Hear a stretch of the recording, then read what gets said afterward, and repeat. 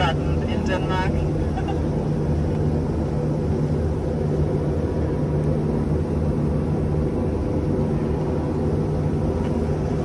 Vor uns auf eurer rechten Seite werden Sie der Oper sehen.